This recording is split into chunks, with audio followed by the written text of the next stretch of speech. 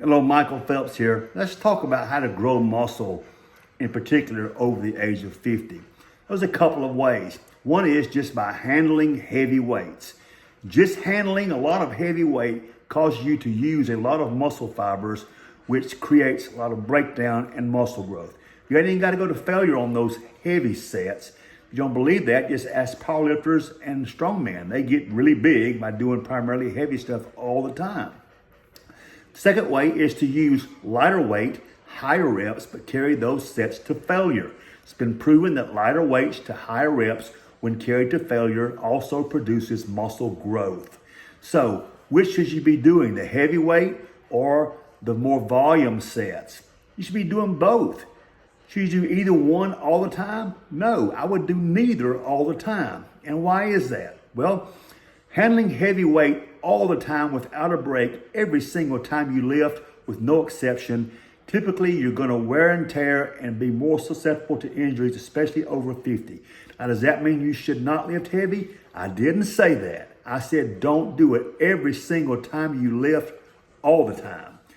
The higher volume sets also, as you age over 50, can be a problem. Volume can be a problem as you age, and you can get things like joint aches and things from just doing the high volume on those things.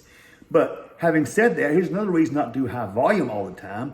Who wants to do sets of 20, 25 reps all the time? I sure don't. That's monotonous and boring, and it'll drive you crazy, and the lactic acid burn is out of this world. Now, let's talk about this. Those are two kind of ways to lift to grow muscle. Now, what you've got to do for that growth to happen is to recover. Obviously, rest is a huge part of that. But there's really two types of recovery. There's muscle recovery, where you tore that thing down, and there's nervous system recovery. You've got to recover both ways. Now, heavy weight with low reps simply does not cause nervous system breakdown. The more volume exercise, especially with the short rest between sets and the high reps to failure, can also cause nervous system breakdown. And you must recover both ways to be profitable. Now, the nervous system breakdown is important. For instance, let's say that you're doing 30 seconds in between your sets, and you're doing, whatever number of sets you're doing, but you're doing biceps. Well, 30 seconds between those sets is tough, but it's doable. How about squats? 30 seconds in between sets of squats are impossible. Or you can do them, but your sets are going to be horrible. So there's got to be context in what you're doing. You may not want to do longer rest periods, like 3 minutes between squats versus 30 seconds to a minute between biceps. You've got to be smart and change things, context of what muscle you're working, what exercise you're doing, and so forth.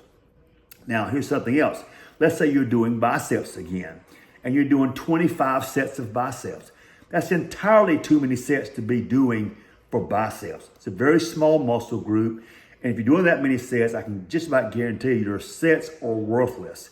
If you're bombing each set, either heavy or high reps to failure, you are severely overtraining that small bicep muscle. So there's got to be context on your volume.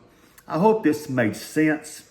You need to be doing both as a combination. And we're talking about growing muscle here now. We're not talking about how do I get stronger. I'm talking about how to grow muscle, which should be your goal if you're over 50.